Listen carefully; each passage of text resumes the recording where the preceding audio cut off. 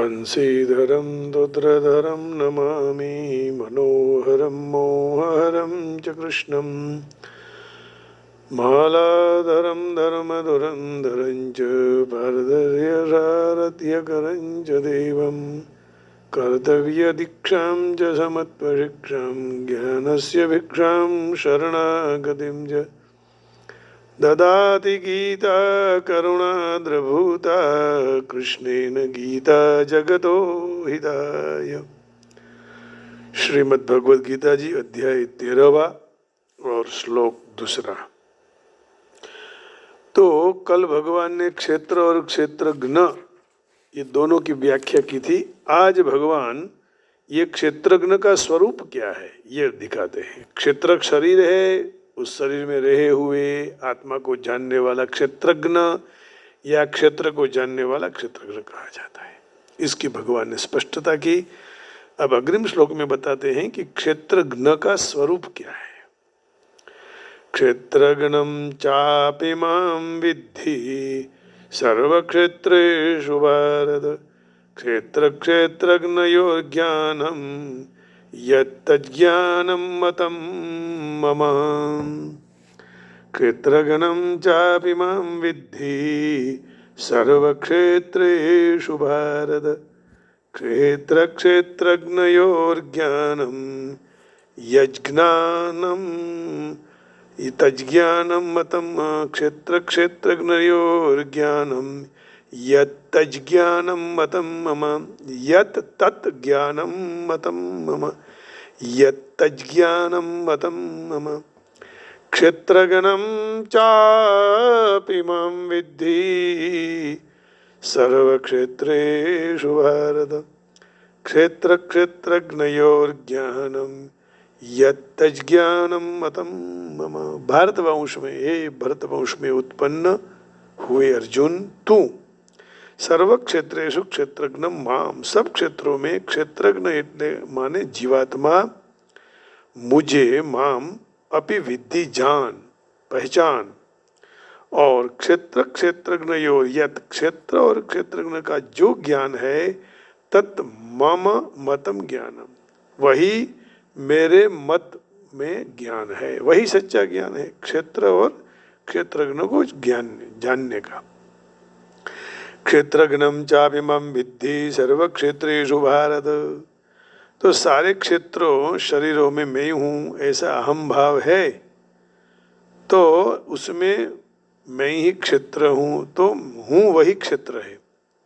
तेमा हूँ तो क्षेत्र है, जिसके पूर्व श्लोक में एतत् कहा, एतत् कहा ना, तो वहाँ छू और हूँ ये दोनों का ज्ञाता क्षेत्रज्ञ है।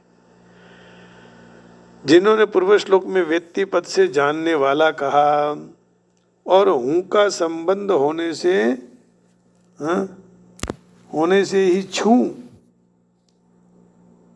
तो हूँ नो संबंध होवा थी जो हूँ छू। यदि हूँ का संबंध न रहे तो छू नहीं रहेगा, फिर परंतु छे रहेगा, क्योंकि छे ही हूँ के साथ संबंध होने से हूँ कहा जाता है ना। वास्तव में क्षेत्रज्ञ मैं हूँ और परमात्मा है। क्षेत्रज्ञ छू ની પરમાત્મા છે, હે ને। ક્ષેત્રજ્ઞ છું, ક્ષેત્રજ્ઞની પરમાત્માની સાથે एकता છે। वास्तव में क्षेत्रज्ञ और क्षेत्रज्ञ के साथ परमात्मा छे, उसके साथ एकता है। इसी बात को भगवान यहाँ कह रहे हैं कि सारे क्षेत्रों में मुझे क्षेत्रज्ञ समझ लो। मनुष्य कोई विषय को जानता है तो वह जानने में आने वाला विषय ज्ञेय कहा जाता है। उस ज्ञेय को तो कोई करण के द्वारा ही जान सकते हैं। करण दो प्रकार का होता है, बहिकरण और अंतःकरण। दो प्रकार के। मनुष्य विषयों को बहिकरण माने श्रोत्र नेत्र आदि से जानता है। बहिकरण को अंतःकरण माने मन बुद्धि आदि से जाना जाता है। अंतःकरण के सार 4 वृत्ति है अंतःकरण की। सबसे पहले कौन सी वृत्ति है? मन वृत्ति, फिर बुद्धि वृत्ति, फिर चित्त वृत्ति, फिर अहंकार वृत्ति।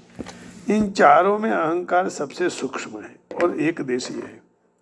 तो यह अहंकार जिससे देखे जा सकता है, देखे जा सकता है, देख ले सकते हैं, तो जाना जाता है, तो वह जानने वाला प्रकाश स्वरूप क्षेत्रज्ञ है।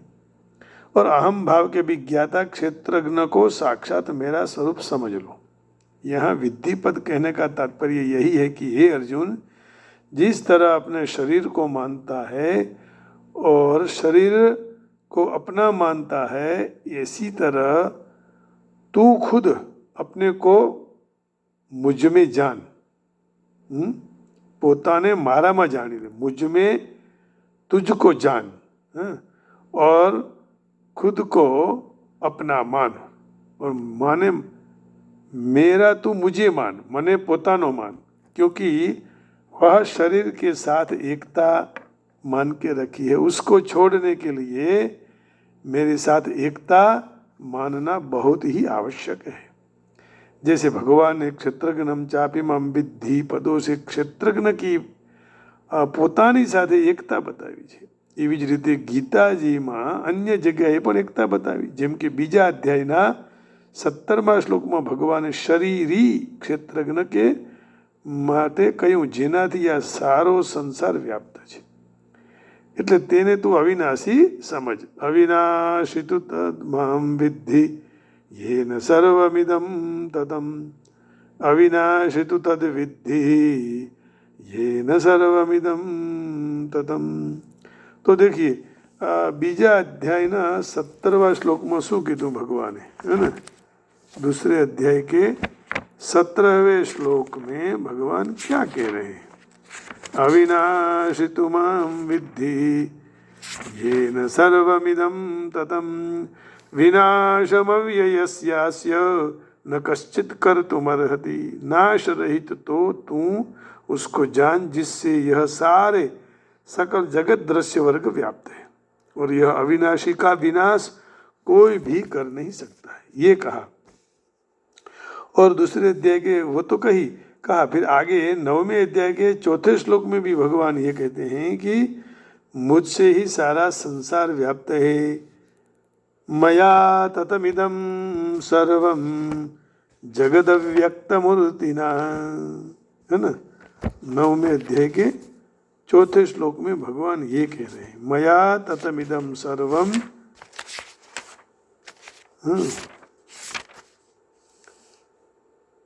मया ततमिदं सर्वं जगदव्यक्तमूर्तिना मस्थानि सर्वभूतानि न चाहम तेष्वस्थितः। यह सारा जगत मेरे निराकार परमात्मा से परिपूर्ण है। संपूर्ण प्राणियों में संपूर्ण प्राणी मुझ में स्थित है, परंतु मैं उनमें स्थित नहीं हूँ। तो मया ततमिदं सर्वं जगदव्यक्तमूर्तिना मस्थानि सर्वभूतानि न चाहम तेष्वस्थितः। तो यहाँ तो भगवान ने क्षेत्रज्ञ અંશની પોતાની અંશીની સાથે એકતા બતાવી, અને આગળ આ જ અધ્યાયના 34મા શ્લોકમાં શરીર સંસાર કાર્યની પ્રકૃતિ કારણની સાથે એકતા બતાવશે। તાત્પર્ય એ થયું કે શરીર તો પ્રકૃતિનો અંશ છે, એટલા માટે તું એનાથી સર્વથા વિમુખ થઈ જા, અને તું મારો અંશ છે એટલા માટે તું મારી સન્મુખ થઈ જા। શરીરની સંસારની સાથે સ્વાભાવિક એકતા છે, પરંતુ આ જીવ શરીરને સંસારથી અલગ માનીને તેની સાથે જ પોતાની એકતા માની લે છે। પરમાત્માની સાથે ક્ષેત્રજ્ઞ સ્વાભાવિક એકતા હોવા છતાં પણ શરીરની સાથે એકતા માનવાથી એ પોતાને પરમાત્માથી અલગ માને છે। શરીરને સંસારથી અલગ માનવું એ પોતાને પરમાત્માથી અલગ માનવો, આ બંને મોટી માન્યતાઓ છે। આથી ભગવાન અહીંયા વિધિ પદ થી આજ્ઞા આપે છે કે ક્ષેત્રજ્ઞ મારી સાથે એક છે એવું સમજ। તાત્પર્ય એ છે કે જે જ્યાં શરીરની સાથે પોતાની એકતા માની રાખી છે, ત્યાં જ મારી સાથે પોતાની એકતા માની લે, કે જે વાસ્તવમાં છે। શાસ્ત્રોમાં પ્રકૃતિ, જીવ અને પરમાત્મા આ ત્રણેયનું અલગ અલગ વર્ણન આવે છે, પરંતુ અહીં અપીપદથી ભગવાન એક વિલક્ષણ ભાવની તરફ લક્ષ્ય કરાવે છે કે શાસ્ત્રોમાં પરમાત્માના જે સર્વવ્યાપક સ્વરૂપનું વર્ણન થયું છે તે તો હું જ છું, એની સાથે જ સારા ક્ષેત્રોમાં ક્ષેત્ર રૂપે પૃથક રૂપે દેખાવાવાળો પણ હું જ છું. આથી પ્રસ્તુત પદોનો એ જ ભાવ છે કે ક્ષેત્રજ્ઞ રૂપે પરમાત્મા જ છે. આવું જાણીને સાધકે મારી સાથે અભિન્નતાનો અનુભવ કરવો. પોતે સંસારથી ભિન્ન અને પરમાત્માથી અભિન્ન છે. એટલા માટે એ નિયમ છે કે સંસારનું જ્ઞાન ત્યારે જ થાય છે જ્યારે તેનાથી સર્વથા ભિન્નતાનો અનુભવ કરવામાં આવે. તાત્પર્ય એ છે કે સંસારથી રાગરહિત થઈને જ સંસારના વાસ્તવિક સ્વરૂપને જાણી શકાય, પરંતુ પરમાત્માનું જ્ઞાન એમનાથી અભિન્ન થવાથી જ થાય છે. એટલા માટે પરમાત્માનું યથાર્થ જ્ઞાન પ્રાપ્ત કરવા માટે ભગવાન ક્ષેત્રજ્ઞની સાથે પોતાની અભિન્નતા બતાવી રહ્યા છે. આ અભિન્નતાને યથાર્થ રૂપે જાણવાથી પરમાત્માનું વાસ્તવિક જ્ઞાન થઈ જાય. ક્ષેત્ર ક્ષેત્રજ્ઞયોર જ્ઞાનમ યત્તજ્ઞાનમ મતમ મમ.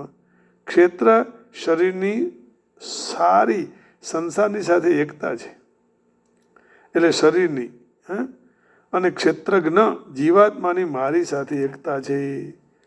તો શરીરની એકતા સંસારની સાથે છે, હે, ક્ષેત્ર શરીરની સારી બધી જ સંસારની સાથે એકતા છે, અને ક્ષેત્રજ્ઞની જીવાત્માની ભગવાનની સાથે.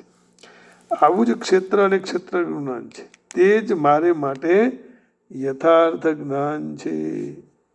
તો આ શરીરનો સંબંધ સંસાર સાથે, અંદર રહેલા જીવાત્માનો ભગવાન સાથે. એટલા માટે કે ને કે મમૈવાંશો જીવલોકે જીવભૂત સનાતન. તો મતમમાં આવો કહેવાનો તાત્પર્ય એ છે કે સંસારમાં અનેક વિદ્યાઓનું, અનેક ભાષાઓનું, અનેક લિપિઓનું, અનેક કલાઓનું અને ત્રણેય લોક અને 14 ભુવનનું જે જ્ઞાન છે તે વાસ્તવિક જ્ઞાન નથી. કારણ કે જ્ઞાન સંસારિક વ્યવહારમાં કામમાં આવવાવાળું હોવા છતાં પણ સંસારમાં ફસવાવાળું હોવાથી અજ્ઞાન જ છે. વાસ્તવિક જ્ઞાન તો એ જ છે જેનાથી પોતાનો શરીરથી સંબંધ વિચ્છેદ થઈ જાય અને પછી સંસારમાં જન્મ ન થાય, સંસારની પરતંત્રતા ન રહે. આ જ જ્ઞાન ભગવાનના મત પ્રમાણે યથાર્થ જ્ઞાન છે. ક્ષેત્રજ્ઞ જીવ અને બ્રહ્મ એક જ છે, એટલે એક ક્ષેત્રના સંબંધથી તે ક્ષેત્રજ્ઞ છે, અને સંપૂર્ણ ક્ષેત્રોના સંબંધથી રહિત થતા તે બ્રહ્મ છે. ઇદમ શરીરમ કૌંતેય ક્ષેત્રમિત્ય વિધીયતે. આ પદોથી એવું સિદ્ધ થાય છે કે શરીર ક્ષેત્રની અનંત બ્રહ્માંડો સૃષ્ટિ માત્ર સાથે એકતા છે. ક્ષેત્રજ્ઞમ ચાપિમમ વિદ્ધિ. આ પદોથી સિદ્ધ થયું કે સ્વયં ક્ષેત્રજ્ઞની અનંત અપાર અસીમ પરમાત્મા સાથે એકતા છે. તેથી આપણાથી જો વધારેમાં વધારે દૂર કોઈ વસ્તુ છે તો શરીર છે, અને નજીકથી નજીક કોઈ વસ્તુ છે તો તે પરમાત્મા છે. તાત્પર્ય એ છે કે શરીર અને સંસાર એક છે તથા સ્વયં અને પરમાત્મા એક છે. ગીતાજીના 15મા અધ્યાયનો 7મો શ્લોક લઈએ આપણે, હે ને. સંસાર એક છે, શરીર અને સંસાર અને સ્વયં પરમાત્મા પણ એક છે, એટલે જીવાત્મા અને પરમાત્મા એક છે. જો 15મા અધ્યાયનો 7મો શ્લોક લઈ. મમૈવાંશો જીવલોકે જીવભૂત સનાતન મનઃષ્ઠાનિન્દ્રિયાણિ પ્રકૃતિસ્થાનિ કર્ષતિ. આ સંસારમાં જીવ બનેલો આત્મા પોતે જ મારો જ સનાતન અંશ છે, અને તે પ્રકૃતિમાં રહેલી મન સહિત 5 ઇન્દ્રિયોને આકર્ષિત કરે છે, પોતાની માની લે છે. મનઃષ્ઠાનિન્દ્રિયાણિ પ્રકૃતિસ્થાનિ કર્ષતિ. પ્રકૃતિમાં રહેલી મન સહિતની 5 ઇન્દ્રિયોને આકર્ષિત કરે છે અને પોતાની માની લે છે. તો બ્રહ્મને માટે મામ કહેવાનું તાત્પર્ય એ છે કે બ્રહ્મને ઈશ્વર 2 નથી, બલકે એક જ છે. મયા તતમિદમ સર્વમ જગદવ્યક્તમૂર્તિના. 9મા અધ્યાયનો 4થો શ્લોક. આપણે હમણાં એકવાર એને બોલ્યા અને ફરી એકવાર યાદ કરી લઈએ. मया ततमिदं सर्वं जगद अव्यक्त मूर्तिना, जगद अव्यक्त मूर्तिना, ऐसा कहा है ना। मस्तानि सर्वभूतानि न चाहम तेष्वस्थितः, यह सारा जगत मेरे निराकार परमात्मा से परिपूर्ण है। संपूर्ण प्राणीय मुझ में स्थित है, परंतु मैं उनमें स्थित नहीं हूँ, ये भगवान ने कहा। तो यह समस्त संसार निराकार स्वरूप से व्याप्त है। अनंत ब्रह्मांड में जो निर्लिप्त रूप से सर्वत्र परिपूर्ण चेतन है वही ब्रह्म है, और जो अनंत ब्रह्मांडों का मालिक है वही ईश्वर है। तो ये स्पष्ट हो गया कि शरीर नाशवंत है, अंदर बैठा हुआ भगवान का अंश है, वो नाशवंत नहीं है, वो अविनाशी है, और जब वो चला जाता है तो परमात्मा में मिल जाता है। क्षेत्रगणं चापि मां विद्धि सर्वक्षेत्रेषु भारत, क्षेत्र क्षेत्रज्ञयोर्ज्ञानं यत्तज्ज्ञानं मतं मम।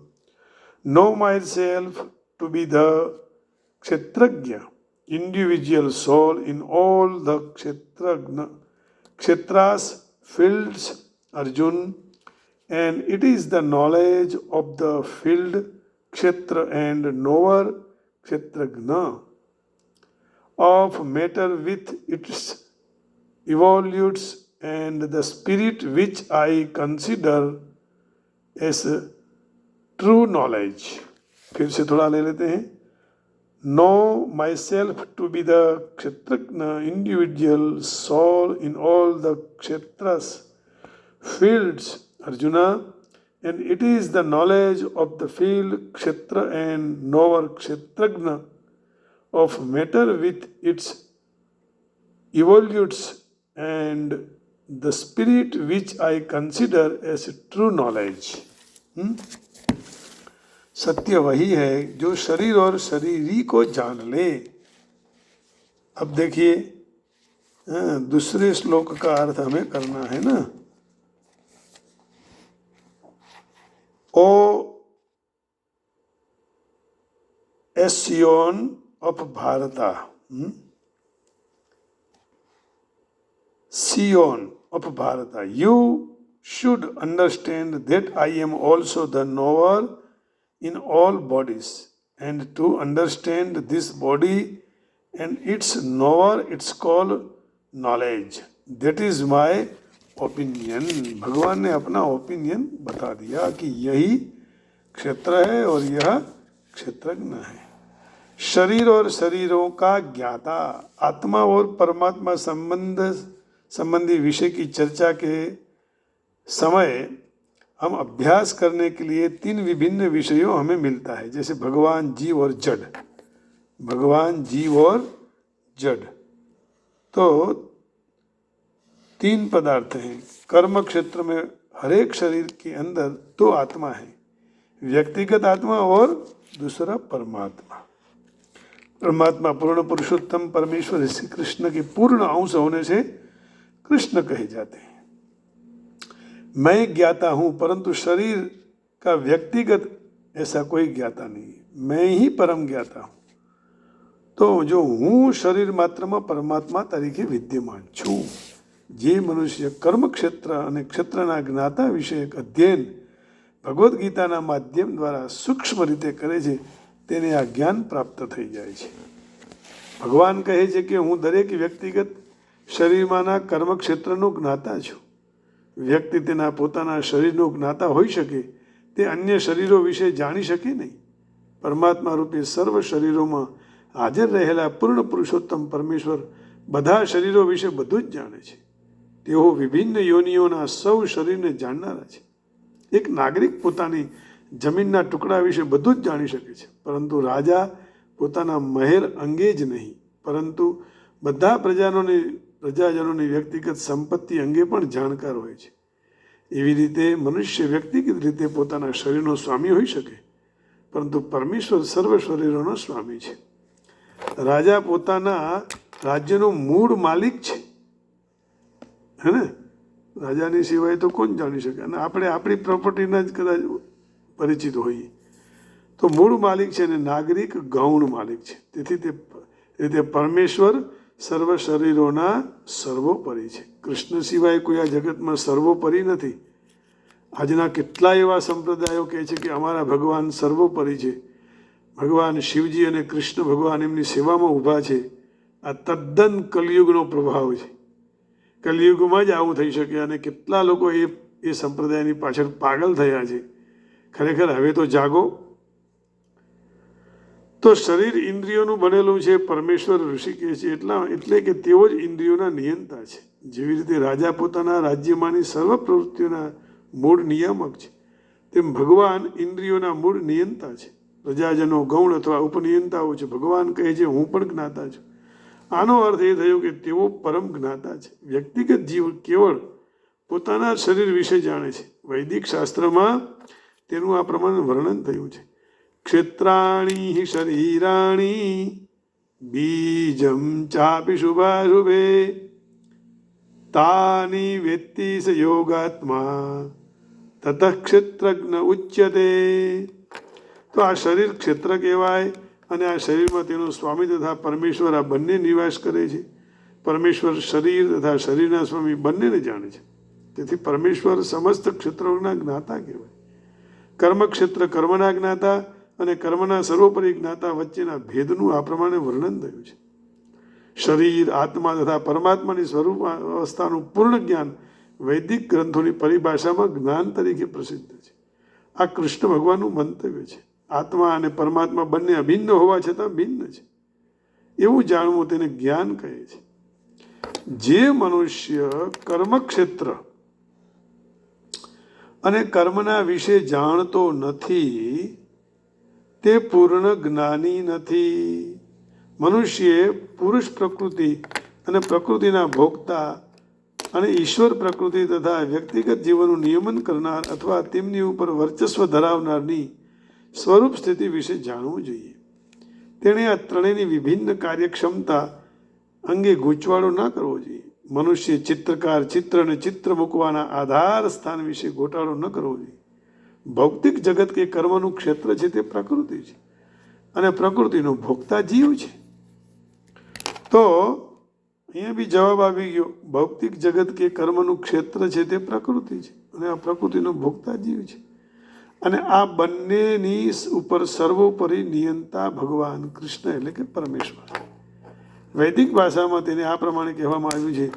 ભોક્તા ભોગ્યમ પ્રેરિતારમ ચ મત્વા સર્વ પ્રોક્તમ ત્રિવિધમ બ્રહ્મ મે તત્. બ્રહ્મના ત્રણ સ્વરૂપ છે. પ્રકૃતિ કર્મક્ષેત્ર તરીકે બ્રહ્મ છે. જીવ વ્યક્તિગત આત્મા રૂપે બ્રહ્મ છે જે ભૌતિક પ્રકૃતિ પર નિયંત્રણ કરવાનો પ્રયત્ન કરે છે. અને આ બંનેના નિયંતા બ્રહ્મ છે પરંતુ તેઓ વાસ્તવિક નિયંતા છે. આ અધ્યાયમાં પણ સમજાવવામાં આવશે કે બંને જ્ઞાતાઓમાંથી એક અચ્યુત છે અને બીજો ચ્યુત છે અર્થાત પતનને પાત્ર છે. એક ઉપરી છે તો એક એને આધીન છે. મનુષ્ય બંને ક્ષેત્રજ્ઞોને એક સમાન સમજે તે ભગવાનના કથનનો વિરોધ કરે છે. કારણ કે ભગવાને અહીં સ્પષ્ટ રીતે કહ્યું છે કે હું કર્મ ક્ષેત્રનું જ્ઞાતા છું. જે મનુષ્ય દોરીને સર્પ માની લે તે ખરેખર જ્ઞાતા નથી. શરીર તો અનેક પ્રકારના છે. શરીરોના માલિક પણ જુદા જુદા હોય છે. દરેક વ્યક્તિ જીવની પ્રકૃતિ ઉપર પ્રભુત્વ કરવાની પોતાની વૈયક્તિક ક્ષમતા હોય છે. તેથી શરીરો ભિન્ન ભિન્ન હોય છે પરંતુ ભગવાન તે બધામાં નિયંતા તરીકે વિદ્યમાન હોય છે. ચ શબ્દ અર્થસૂચક છે કારણ કે તે સમસ્ત શરીરોનો નિર્દેશ કરે છે. શ્રી બલદેવ વિદ્યાભૂષણનું મંતવ્ય છે કે દરેક શરીરમાં વ્યક્તિગત આત્મા ઉપરાંત કૃષ્ણ પરમાત્મા રૂપે વિદ્યમાન છે. અને અહીંયા કૃષ્ણ સ્પષ્ટ રીતે કહે છે કે પરમાત્મા કર્મક્ષેત્ર મર્યાદિત ભોગતા અને બંનેના નિયંતા છે. તો આ પ્રમાણે સમજવાની જરૂર છે. પ્રકૃતિ કર્મક્ષેત્ર તરીકે બ્રહ્મ છે. જીવ વ્યક્તિગત રીતે આત્મા બ્રહ્મ છે અને બંનેનો નિયંતા જે કરનાર એ પણ બ્રહ્મ છે. એટલે બંને જ્ઞાતાઓમાંથી એક અચ્યુત છે અને બીજો ચ્યુત છે. તો ભગવાન એટલા માટે કહે છે કે ભાઈ કોઈ મનુષ્ય દોરીને સર્પ માની લે તો ખરેખર એ ક્ષેત્રનો અને ક્ષેત્રજ્ઞનો પૂર્ણ રીતે જ્ઞાતા નથી. તો ક્ષેત્ર અને ક્ષેત્રજ્ઞ વિશે ખૂબ સુંદર પરમાત્માએ આપણને સમજાવ્યું. અર્જુનને કહેતા કહેતા એ લાવા આપણને લખ્યો, આ જગતની અંદર विधि के लेख लिखे हुए हैं और उसी के हिसाब से सारा सब चलता है. विधि ना लखिया लेख ललाटे साचा थाय थाय थाय. विधि ना लखिया लेख ललाटे साचा थाय थाय थाय. શ્રવણ કાવડ લઈને ફરતો, સેવા માત પિતાની કરતો. તીર્થે તીર્થે ડગલા ભરતો, ચાલ્યો પાય પાય પાય. એના લખિયા લેખ લલાટે સાચા थाय थाय थाय. सेवा मात पितानी करवा, श्रवण जाए पाणी भरवा. खडलो भरता मृगना जेवा शब्दो थाय थाय थाय. लखिया लेख ललाटे साचा थाय थाय थाय. દશરથ મૃગલા રમવાયાવે, મૃગલો જાણી બાણ લગાવે. બાણે શ્રવણનો જીવ જાય છોડી, કાય કાય કાય. લખિયા લેખ લલાટે સાચ થાય થાય થાય. અંધ પિતા અંધ માતા પિતા ટળવળતા, દીધો શ્રાપ જ મરતા મરતા. મરજો દશરથ પુત્ર समरता करता, आय आय आय. विधि ना लखिया ललाटे साचा थाय थाय थाय. चारे राम जीवन संचरिया, दशरथ पुत्र वियोगे मरिया. અમૃત કહે છે દુઃખના દરિયા, ઉભરાઈ જાય જાય જાય. વિધિ લખિયા લેખ લલાટે સાચા થાય થાય થાય. શ્રવણ કાવડ લઈને ભરદો, સેવા માત પિતાની કરદો. તીર્થે તીર્થે ડગલા ભરતો, ચાલ્યો જાય જાય જાય. વિધિના લખિયા લેખ લલાટે સાચા થાય થાય થાય.